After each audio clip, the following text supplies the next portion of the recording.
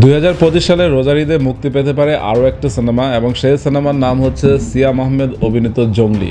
ইতিমধ্যে সিয়াম আহমেদ তার নিজস্ব ফেসবুক পেজে বলেছেন যে 2025-এই মুক্তি পাবে জঙ্গলি এবং জঙ্গলির জন্য সিয়াম আহমেদ নিজেকে একদম উজাড় করে দিয়েছেন এবং এও বলেছেন যে জঙ্গলি সিনেমার জন্য তার চুল দাড়ি বড় রাখতে হয়েছে 7 মাস। সে হচ্ছে চুল দাড়ি কিছুই কাটেনি, অর্থাৎ পুরোপুরি জঙ্গলি হওয়ার জন্য নিজেকে একদম সঁপে দিয়েছে। আপনার কাছে এখন কি মনে হচ্ছে যে জঙ্গলি সিনেমা মুক্তি পেলে বাংলা সিনেমার জন্য কতটুকু ভালো হবে? আমরা ইতিমধ্যে জেনেছি আগামী রোজার ঈদে আসছে সাকিব খানের বরবাদ এবং হচ্ছে আফরান নিশোর দাগি এবং এর সাথে যুক্ত হতে পারে জঙ্গলি সিনেমা। তো এই তিনটে সিনেমা যদি ঈদে মুক্তি পায় আমার মনে হয় যে এটা বাংলা সিনেমার জন্য ভালোই হবে। কারণ ঈদে একটা বিষয় দেখুন যে সাকিব খান এক নাম্বার, ঠিক আছে, সাকিব খানের সিনেমা সবাই দেখতে চাইবে। তো সাকিব খানের সিনেমার যখন টিকিট পাওয়া যাবে না তখন কিন্তু আফরান নিশোর সিনেমা দেখবে। তো যখন আফরান নিশোর সিনেমার টিকিটও পাওয়া যাবে না তখন কিন্তু মানুষ জঙ্গলিকেই দেখবে। অর্থাৎ মানুষ ঘুরে ফিরে কিন্তু তিনটে সিনেমায় কিন্তু দেখার চান্স আছে। আমার কাছে কিন্তু ব্যক্তিগতভাবে সিয়াম আহমেদের জঙ্গলি সিনেমার মোশন পোস্টার বেশ ভালো লেগেছে, বেশ।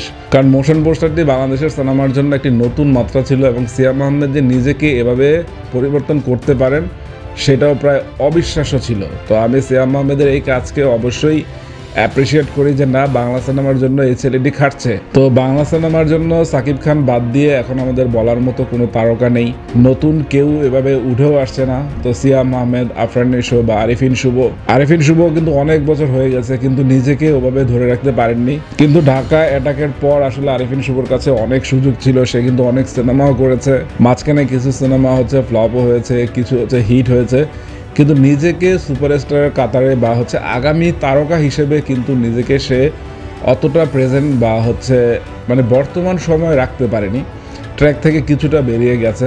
এখন আফরান নিশো হতে পারে যে সাকিব খান পরবর্তী নতুন হচ্ছে বাজির ঘোড়া বা হচ্ছে ব্ল্যাক ডায়মন্ড। তো নতুনদের মধ্যে কিন্তু সিয়াম আহমেদের নামটিও কিন্তু উঠে আসছে। তো তারও কিছু পরিবর্তন করা উচিত। তার প্রতিটা সিনেমায় ডায়লগ ডেলিভারি মোটামুটি একই থাকে, সে যেই পজিশনেই থাকুক না কেন, যেই চরিত্রেই করুক না কেন, মনে হয় যে সেই ভারী ভারী কণ্ঠ করে একইভাবে হচ্ছে ডায়লগ ডেলিভারির প্রসেসটি সে করছে।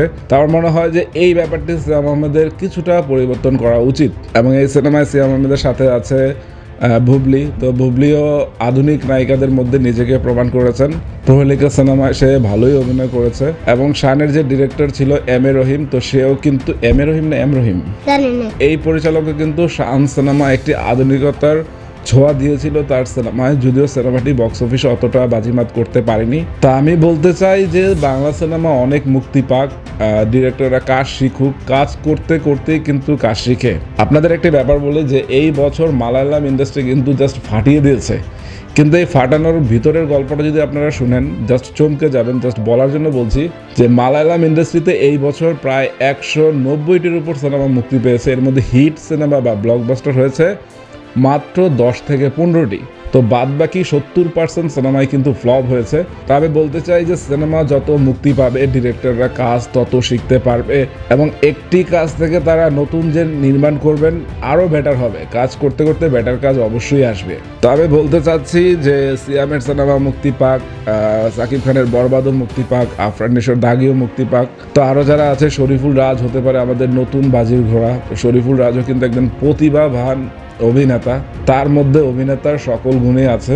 তো তাকেও ঠিকমতো প্রেজেন্ট করতে পারলে বাংলা ইন্ডাস্ট্রি আসলে ঘুরে দাঁড়াবে। তো শ্রদ্ধেয় রুবেল বলছে যে সাকিব খানের উচিত সে থাকতে থাকতে যাতে 2-3 জন স্টার সে নতুনভাবে তৈরি করে নেয়, বা সাকিব খানের সিনেমাই হোক বা অন্য সিনেমাই হোক, বা কীভাবে বাংলা ইন্ডাস্ট্রিকে ঘুরিয়ে দেওয়া যায়, তো সেই চিন্তা সাকিব খানেরও করা উচিত। তো সাকিব খান কিন্তু নিজে নিজে চেষ্টা করছেন, যেহেতু তার সিনেমাও বক্স অফিসে ভালো করছে এবং একজন নতুন সাকিব খানকে পাওয়া যাচ্ছে বাংলা ইন্ডাস্ট্রিতে, সেটাও ভুলবার নয়। তো দেখা যাক সাকিব খানও এগিয়ে যাক, তার পাশাপাশি অন্যান্য তারকারাও এগিয়ে আসুক। তো এই ছিল বাংলা সিনেমা নিয়ে আমার কিছু কথা বা জঙ্গলি সিনেমার আপডেট নিয়ে কিছু কথা। তো সবাই ভালো থাকবেন, টাটা।